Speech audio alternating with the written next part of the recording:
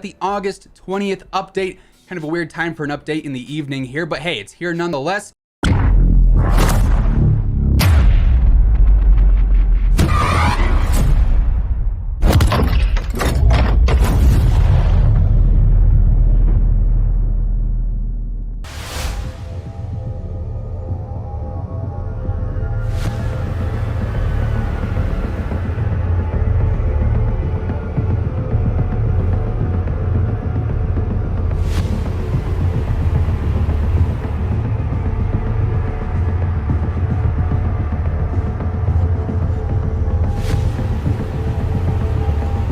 As far as the perks go, High Alert Slot 2.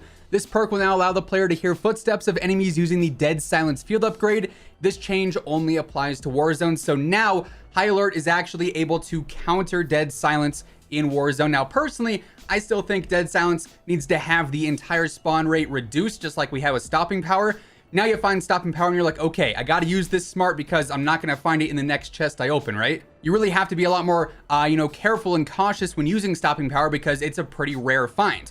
Dead Silence, though, you find it in every single building and every single chest, it seems like. So it's a super common field upgrade. It's almost, I would say, an impact in every type of engagement. If you're playing trios or quads, at least one of those players is probably going to have it. So this counter is actually really impactful in game. But do you want to use High Alert over something like Ghost or Restock or Tempered? Sort of depends on your playstyle and how much you, favor hearing footsteps over those things, but High Alert does now officially counter Dead Silence. And this was the match that I realized just how much of a game changer the High Alert perk is in Warzone, especially if you typically run a sniper as your secondary like myself. So High Alert, if you don't know, is a perk that pulses in the direction of enemy players whenever an enemy outside of your view can see you. And at times, this perk feels like an absolute cheat code and allows you to pull off some insane reaction shots like you're about to see in today's gameplay. Now, you do need to give up the Ghost perk at the point where you would usually take your second loadout, but for me as an aggressive player, I don't always mind being on the enemy's UAV, as oftentimes it forces players to push you before their UAV expires, meaning they almost always put themselves at a disadvantage when it comes to positioning, and you can easily catch those players off guard if you have decent awareness. Yeah, right.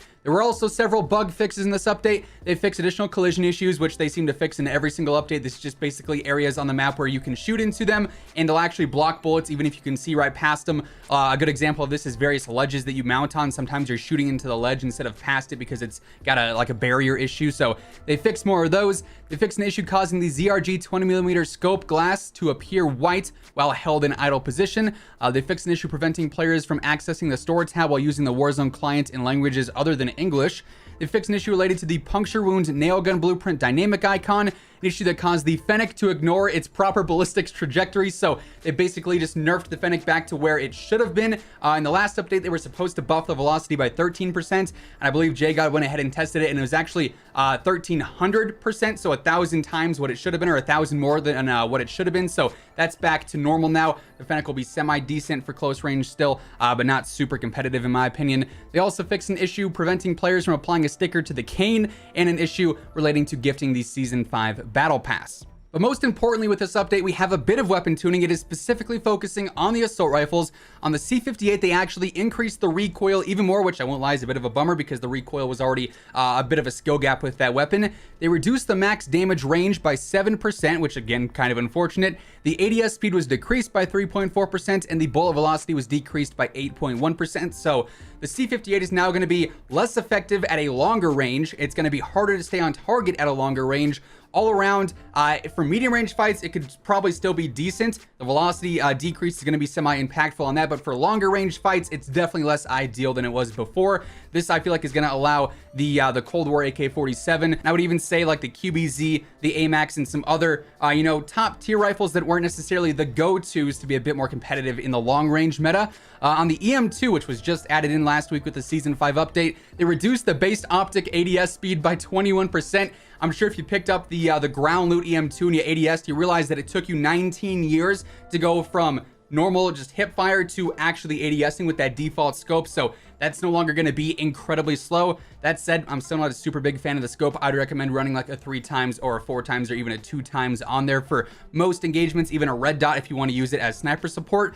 And then they also decreased the upper torso multiplier from 1.1 to 1. So now that's going to be slightly less effective when you are hitting those upper torso or those chest shots. But that said, the EM2 still a little bit more difficult to use than things like the C58, the AK, especially more difficult to use than things like the Krig, the QBZ, the Kilo, the Grau, so on and so forth.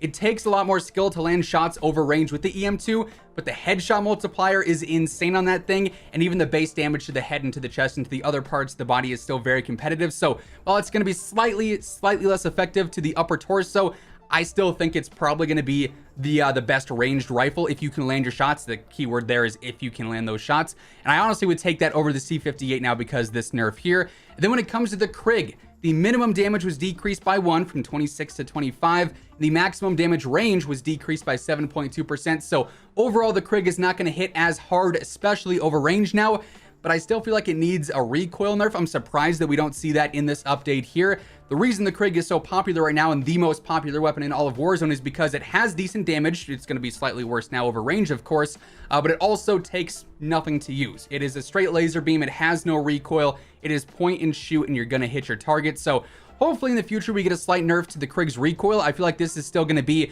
probably the #1 choice when it comes to rifles, just because it has decent mobility and is still a very consistent TTK despite having the minimum damage decreased. Obviously, you still have the maximum damage staying at what it was. And its TTK in general is still going to be very competitive. It's just not going to be as good as it once was, you know, compared to yesterday and any time before that, obviously, as it is now because the range decrease and the slight damage decrease as well.